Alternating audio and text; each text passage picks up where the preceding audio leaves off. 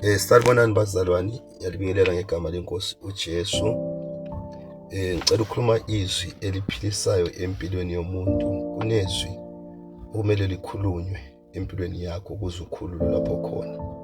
Ngabe kukhona okuvalileyo, kudinga leli zwi likaNkulunkulu. uNkulunkulu uthumela uJeremiya uthi hamba, ngizokuthuma uzofika ukhulume izwi. Uma ukhuluma izwi bayophila abantu. Uyodiliza okumele kudilizwe, uyakhe okumele kuyakhiwe ngegama lezwi.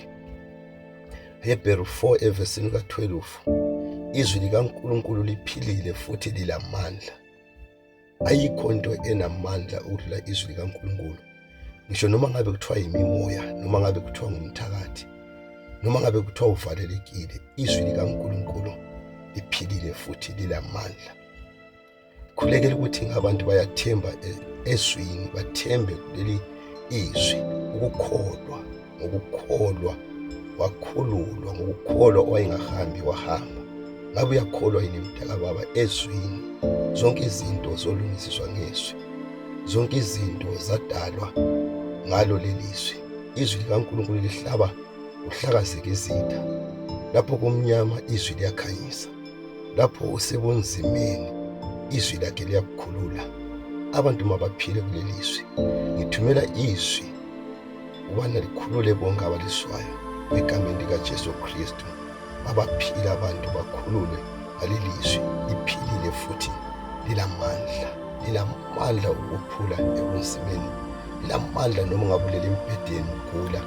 Leli zwi uJesu wadala zonke izinto. uNkulunkulu enaye ulizwi onguJesu Kristu namhlanje, owabethela enqamlezweni wacima ilanga, okubonakalisa amandla amakhulu. Abednego noMeshaki noShadraki emlilweni ovuthayo, amandla omlilo aphela. Awakho amandla adlula izwi likaNkulunkulu. Liphilile futhi lilamandla.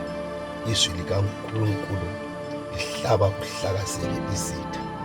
Izwi likaNkulunkulu liyamphilisa ogulayo. Uthi mdala baba, thatha lama. Ngicela ukukhuleka nawe njengamanje egameni likaJesu Kristu, egameni laphakathi. Moya oyingcwele, ngithumela umlilo Nkosi yaphakade emagumamani omhlaba, abaphiliswe abantu ngegama likaJesu Kristu. Siyawathumela amandla aphezulu, sikhuza imimoya, sivula izindlela Baba, sikhulekela leminyaka ezayo.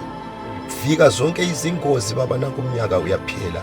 Siyazikhuza lezi ngozi, abahamba ezindleleni bavikele Nkosi yaphakathi ngegama lakho. Besiye emakhaya abantu bakhulule Nkosi encele, balondoloze ngegama likaJesu. Bavikele Nkosi, baqala umnyaka omusha bengabaphilayo.